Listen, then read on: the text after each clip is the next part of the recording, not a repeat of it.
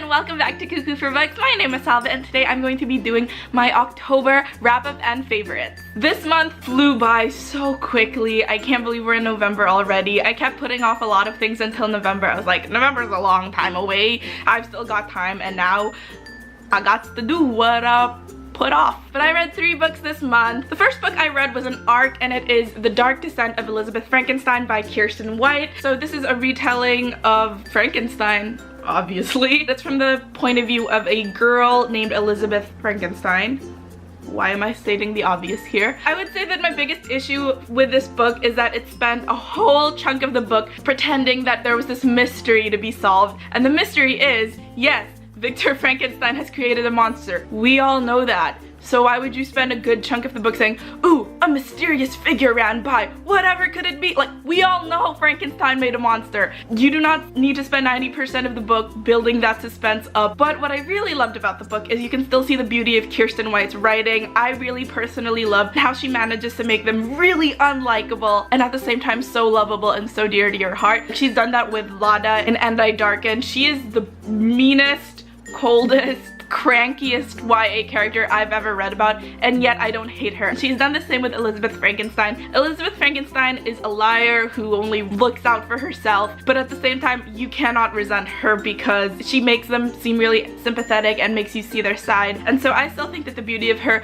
writing shone through. If I wish she would have picked another subject. The next book for this month is Sarah J Maas's Empire of Storms. This is the 5th book in the Throne of Glass series, and I'm not gonna give anything away because I'm saving it for my big, awesome, totally cool book review. But I did get the special Target edition. I did appreciate the bonus content. If you've never read these books, I would suggest picking them up because they're really cool and they got a lot of haters, but I personally still love the series. It's about a little lady assassin who lives in a fantastical world, and if that doesn't pique your interest, I would just like to read out one of the blurbs, and this is my favorite blurb of all time.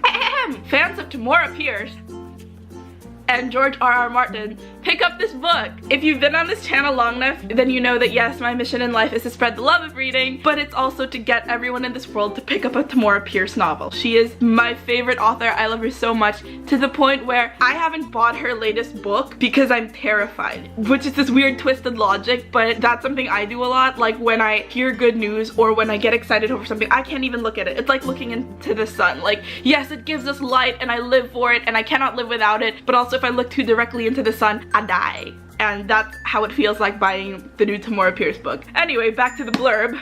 We're talking about Sarah J Maas here. It's a weird segue. Also, if you've been on this channel long enough, you know how much I love to go into my Tamora Pierce segues because I love her so much. Anyway, but what I love about that blurb is that it pairs up Tamora Pierce and George R.R. Martin and Sarah J Maas, and that's like a pretty fantastical fantasy trio. You got Game of Thrones, you got Throne of Glass, and you got Tamora Pierce. So what more do you need to start reading Throne of Glass? The last book I read for this month is What If It's Us by Becky Albertalli and Adam Silvera. I loved this book. I'm doing a full-length review, so I'm just gonna leave it at I love this book. I've read books before with LGBT characters, but this is the first novel I've ever read where the romance between the 2 characters was the sole focus of the novel. This was a book that I could not stop reading, one of those like it's 1 a.m. just one more chapter kind of books, and I'm really glad that I was able to finish it in time because the authors are coming here on November 11th, so they're gonna do a book signing here in the Philippines. Now moving on to my favorites for this month. The first favorite I have is this shirt. I don't know about you guys, but I get into those moods sometimes where I'm like, if I was ever in a zombie apocalypse and I could only wear one outfit for the rest of my life, I wonder what that outfit would be. It would probably be this shirt. I found it at a thrift store and it is the comfiest shirt I've ever worn. I can still go out and look presentable, but at the same time it feels like I'm wearing pajamas. I've worn this way more than you should wear a shirt in a given month, so if you see me out and I'm wearing this shirt, that's why. The second favorite I have for this month is this lipstick. It is the Maybelline. I'm pretty sure Maybelline doesn't have a the before it, but it is Maybelline The Loaded Bolds in Chocoholic. I usually wear red lipstick only when I'm filming and maybe on a rare night out, but this one I'm comfortable enough. Like, it's really easy to apply. Sometimes red lipsticks have no chill. Like, you go shh, and suddenly your lips are like totally bright red and you can't control it, and then like you spend like 2 hours out of the house and it's already like all over your face. Like, some red lipsticks don't have chill. This one's cool. Like, I was able to wear wear it out for a whole entire day from 8 a.m. to 10 p.m. So I'm really loving it, and I'm really glad that I found this red lipstick. The day when I'm never awkward about talking about beauty things probably would be the day that pigs fly. Let's move on. The next favorite I have was a favorite that I forgot to mention last month, but it's still my favorite this month. It is this pouch.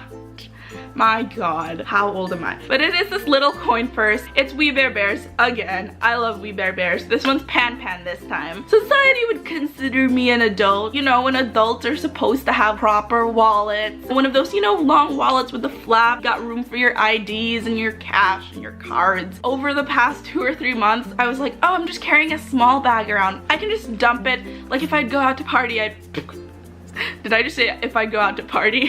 That sounds really funny and that sounds really fake. When I carry a small bag, I was like, oh, okay, sure, I'll just throw in my IDs, my cash in this small little pouch. And then slowly over the course of 3 months, I was like, oh, it's already all here. I'll just throw it in my bag. To the point where I've stopped using the grown-up adult wallet. One of my friends asked me, we were buying something and I pulled this up and he was like, is that really your wallet? And I'm like, yeah, ID, cards, it's all here. And then you just whoosh, coins, dump it in, receipts, dump it in. It's the laziest wallet ever and I love it. I don't need a grown-up wallet anymore. I need my We Bare Bears coin purse. The next favorite I have, it's the Jollibee Aloha burger. I love pineapple on anything and you can fight me in the comments. I think it goes on pizza. I think it goes in burgers. I think it goes as a flavor of ice cream. Jollibee started marketing like, our Aloha burger's back. Unluckily for me, my house is within biking distance of a Jollibee.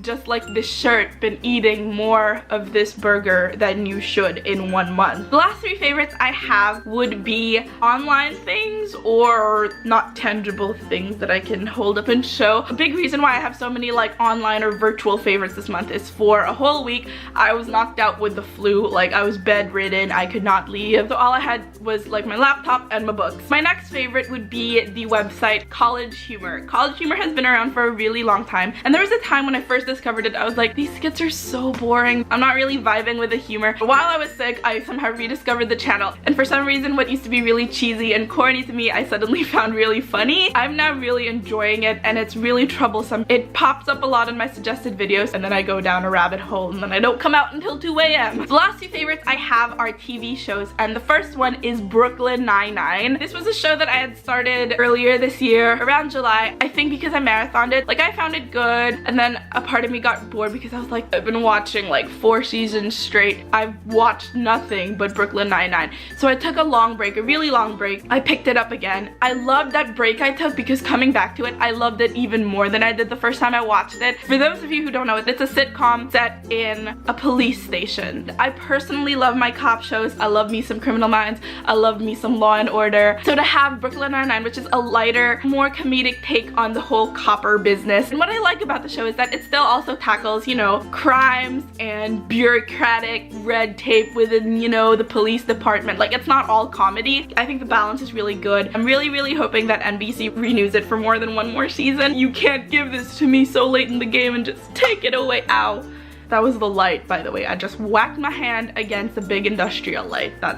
That's not pretty. The last favorite I have for this month is the TV show Avatar and the Last Airbender. Quick confession, this is my first time ever watching the series. Based on my age, I should have technically grown up with this series. I never watched it while it was still airing. There was a time when I was like, okay, I'll buy the DVDs because I love me some DVDs even in this day and age. I got through maybe like the first season and 5 episodes of the second season, and then I just stopped. My boyfriend is a huge fan of the series, and while I was in the States, he was like, oh, the new Blu-ray's coming out. I'm gonna order it off Amazon. Can you bring it home, please? And I was like, yeah, sure. And then when I gave it to him, he's like, why don't you watch it? And I'm like, okay, fine, I'll watch it. So I started watching the Blu-ray with him, but I get super left hanging because like we'll watch like 5 episodes a day, but then, you know, work and adulting, and then I won't be able to watch it for like another 2 weeks. Then it got released on Netflix. Yeah, I'm gonna watch this by myself. Is that cool? Because I can't just be waiting every 2 weeks to catch up on this show. And my boyfriend was like, yeah, sure, just as long as you save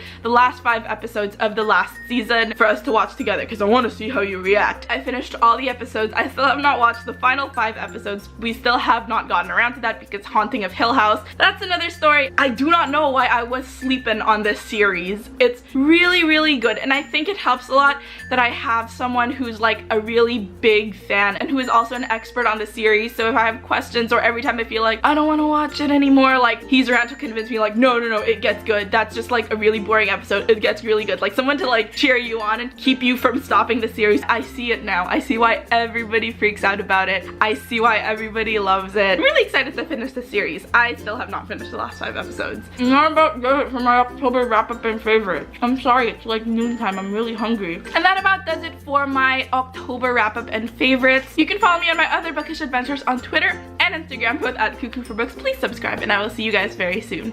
Bye, guys.